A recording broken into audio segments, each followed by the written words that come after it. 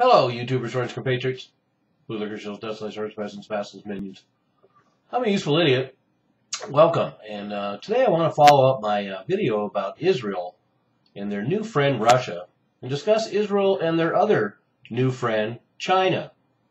And this relationship with China has been developing for 30 years, but it seems to really be blossoming this last 4 or 5 years. But I'll get more into the history of that in a moment. But again, I want to reiterate that this shows the complexity and the complications when talking about global warfare and ideas about World War III and the like. When we have these global interconnections, and we have oligarchs that have more in common with each other than the populations of their own countries, and the financial battlefields of the future will preclude these gargantuan conflicts, and the regional wars will still dominate because that way everybody makes money, sells a lot of weapons, but not a lot of damage is done to infrastructure and markets.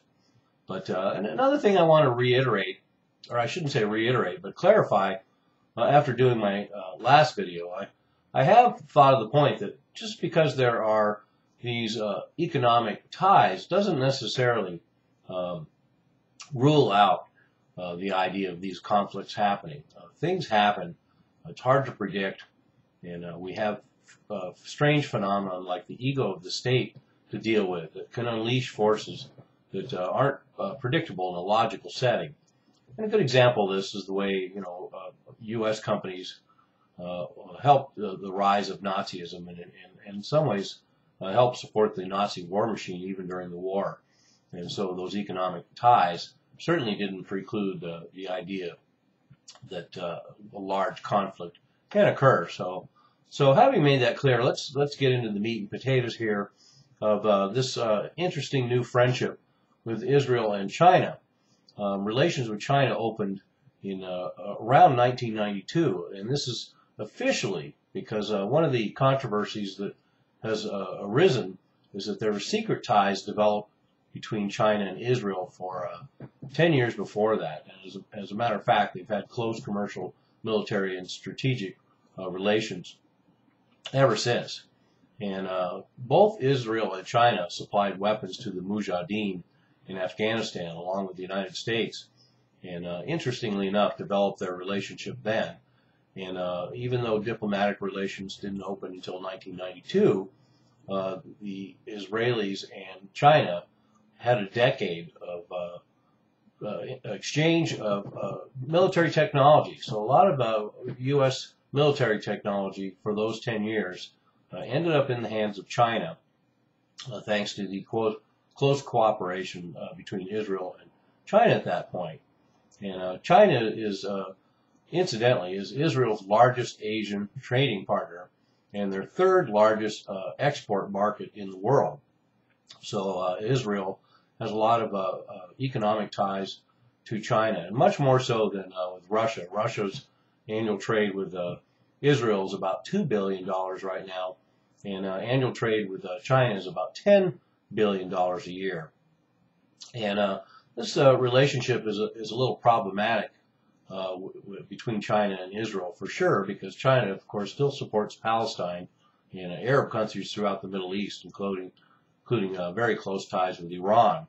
But this just shows the complications in that most countries have their self-interest at heart, and we see a history of them willing to sell arms to just about anybody, disregarding the fact that they may come back to haunt them. And we see the same behavior in the United States.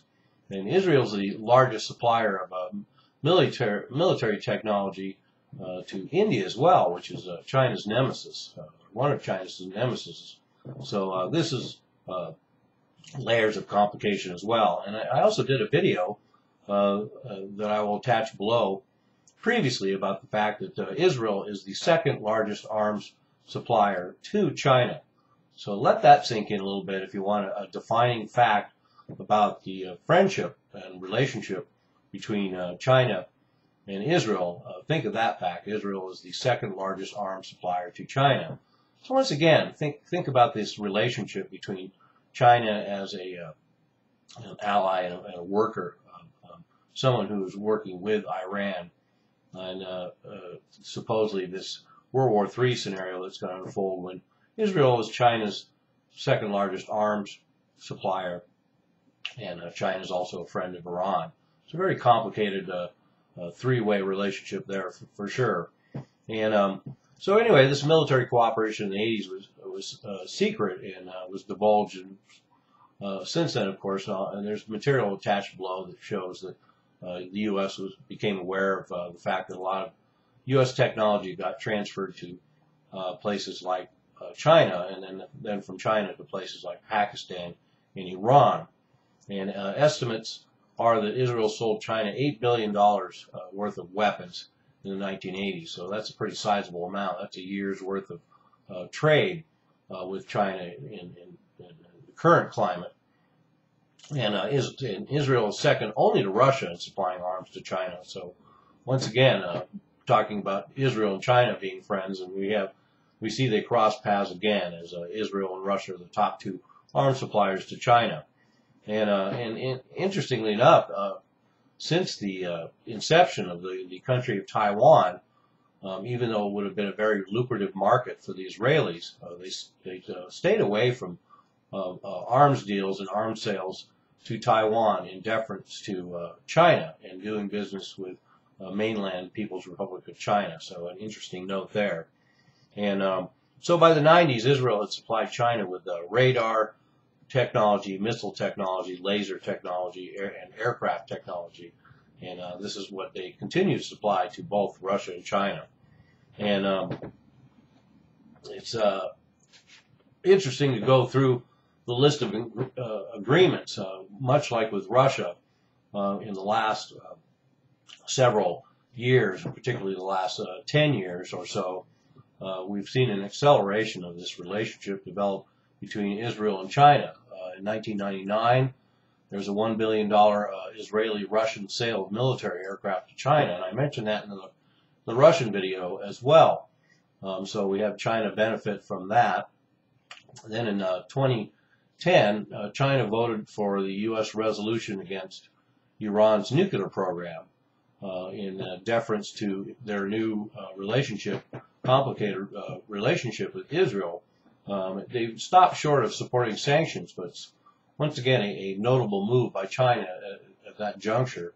In 2011, there was an economic cooperation agreement between China and Israel. In 2011, there's also a plan for a joint China-Israel high-speed rail that goes all the way from the Mediterranean to the Red Sea, a massive construction project, and this will demand cooperation between China and Israel for many years to come. And then in 2013, we have a new $400 million trade agreement, and this was arrived at last year. And the discussions have already begun on a possible free trade agreement. This is the same kind of arrangement that Israel has with Russia with this free trade agreement. That includes things like visa waivers and easy access air flights between the two countries. And there's a lot of cross-culturalization going on now. We have Chinese universities that are teaching Hebrew and the fine points of the Israeli economy. And then we also have, as of the last several years, we have a lot of Chinese investing in Israel. And just as China goes around the world and is buying up assets, they are now doing so in Israel as well. And there aren't too many controls, as there are here in the U.S., watchdogs to keep an eye on whether any national security issues are being challenged by Chinese investment in Israel. But to give a snapshot of that, in the last 3 years, China has got controlling interest in Israel's agrochemical industry. They have joint research projects in nanotechnology. China bought an Israeli laser firm for $240 million. China is buying into the national dairy company, Tnuva, and China is the second largest investor in the Israeli high-tech sector. And China is also negotiating to get in on the Israeli natural gas boom that is coming up. So that's interesting as well that the Israeli natural gas boom will be developed and invested in by China, Russia, and the United States. So this, once again, shows more of the layers of complications of these relationships between all these countries. And one good rule of thumb is to watch what they do and not what they say. All these speeches they give are for the masses, for the constituents, and a lot of the sword rattling is all just to project these age-old images. But underneath, it's just oligarchs using us all, keeping us all divided, creating all these boogeymen while they reap the benefits on a global scale. And then we have China is also going to build a port rail line to help ease traffic in the Suez Canal. And so that's another joint Israeli-Chinese project.